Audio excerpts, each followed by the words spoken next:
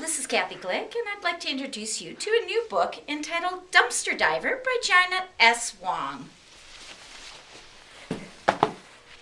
Anyone knows you can dive for treasure in the ocean, but our neighbor, Steve the electrician, dives for buried treasures right smack here in our back street alley.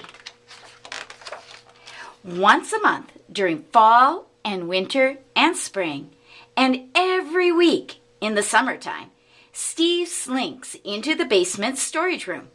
5 minutes later, the dumpster diver comes out. When Steve is ready to dive, he taps 5 times on my bedroom window. I wave to Steve and knock on Johnny's wall. Johnny hops to his window and shouts upstairs to Lena in the 3rd floor. And the diving team is ready to go.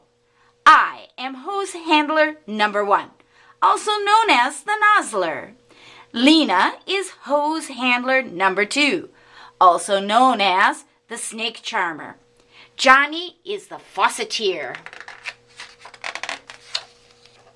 Steve climbs up the back alley wall, picks a dumpster, and dives in.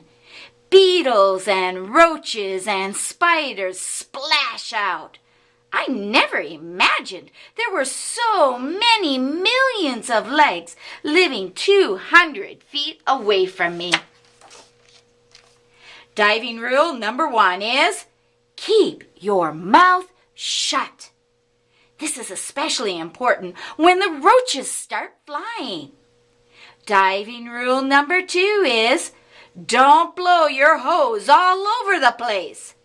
This means we hose handlers have to be careful. When Steve climbs out, we hose down the treasure, and we also hose down Steve. Being the hose handler is no easy job, especially when Steve is shouting, "Rule number 2! Rule number 2!" Thursday is trash day, but we do our real work on the weekends. Last Saturday, we started with a pair of busted skis. Johnny drew, Lena measured, I drilled holes for nuts and bolts.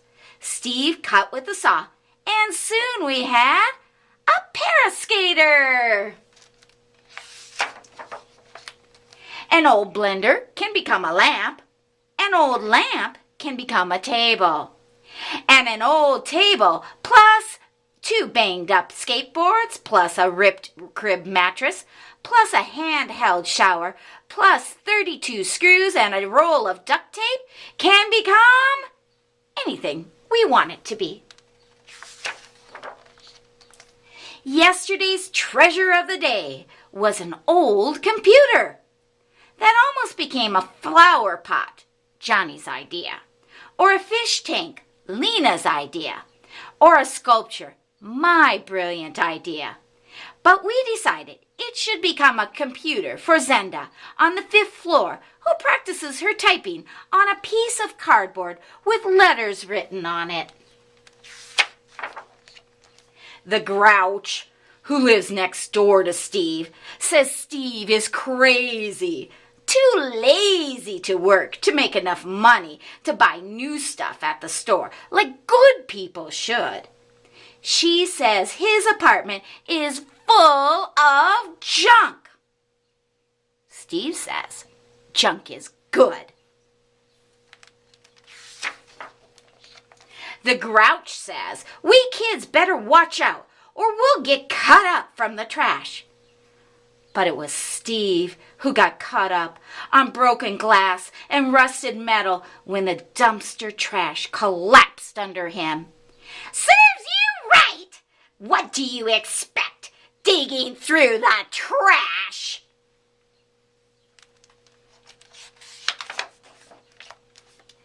The Grouch has a point. Starting today, we are going to stop digging through the trash. Starting today, we are going to knock on every door in our apartment building, collecting our own special dumpster diver useful junk. Starting today, we are going to put our useful junk carefully in the basement storage room.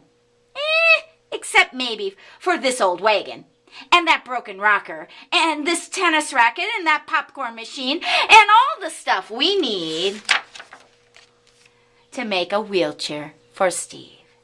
The end. I hope you enjoyed this story.